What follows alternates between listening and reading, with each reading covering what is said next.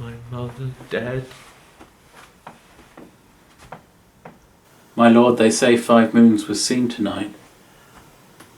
4 fixed, and the 5th did whirl about the other 4 in wondrous motion. 5 moons? Old men in bedlams do prophecy upon it dangerously. Young Arthur's death is common in their mouths.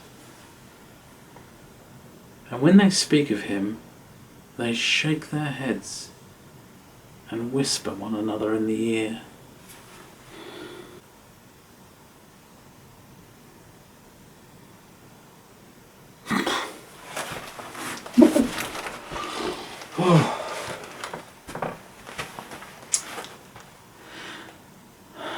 And he that speaks doth gripe the hearer's wrist, whilst he that hears makes fearful action. With wrinkled brow, with nods, with rolling eyes.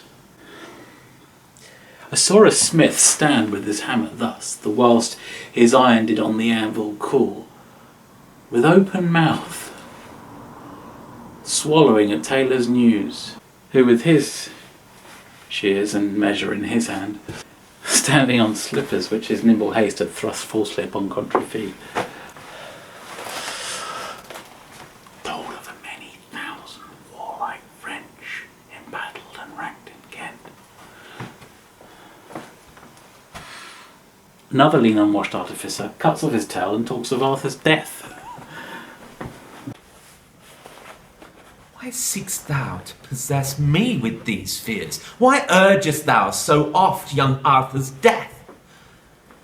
It was thy hand that murdered him. I had a mighty cause to wish him dead, but thou hadst none to kill him. What, my lord, did I provoke you?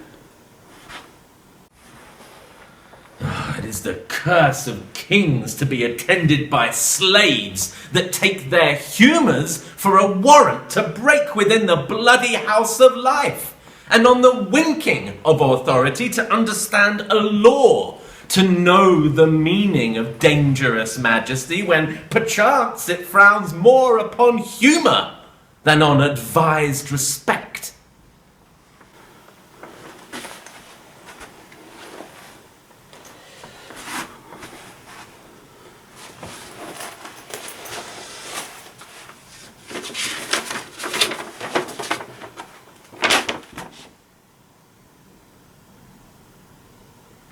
Here is your hand and seal for what I did. Ooh.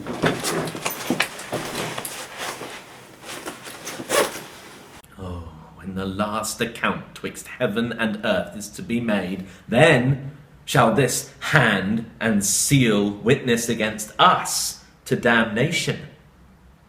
How oft the sight of means to do ill deeds make deeds ill done. Hadst not thou been by, a fellow by the hand of nature marked, quoted, and signed to do a deed of shame, this murder had not come into my mind. But taking note of thy abhorred aspect, finding thee fit for bloody villainy, apt, liable to be employed in danger, I faintly broke with thee of Arthur's death. Thou, to be endeared to a king, made it no conscience to destroy a prince.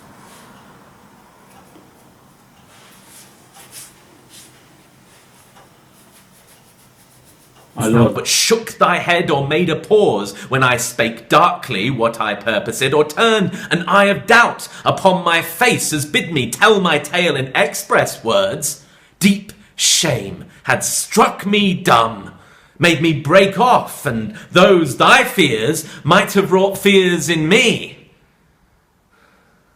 But thou didst understand me by my signs, and didst in signs again parley with sin.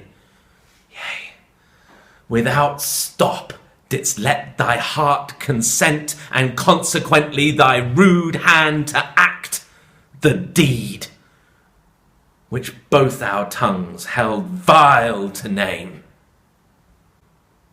Out of my sight, and never see me more!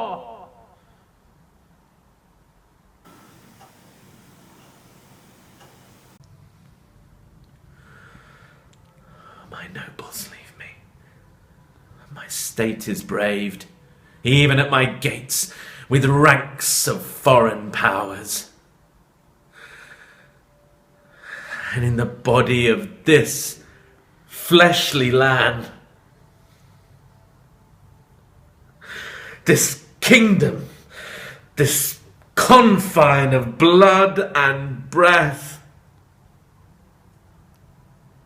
hostility and civil tumult reigns between my conscience and my cousin's death.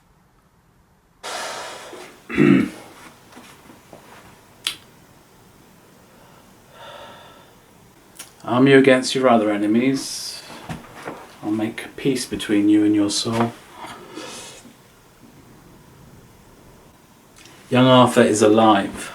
This hand of mine is yet a maiden and an innocent hand, not painted with the crimson spots of blood. Within this bosom never entered yet the dreadful motion of a murderous thought. And you have slandered nature in my form, which, however rude exteriorly,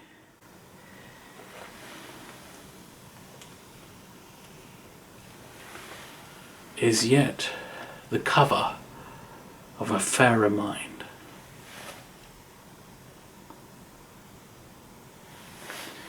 Than to be butcher of an innocent child.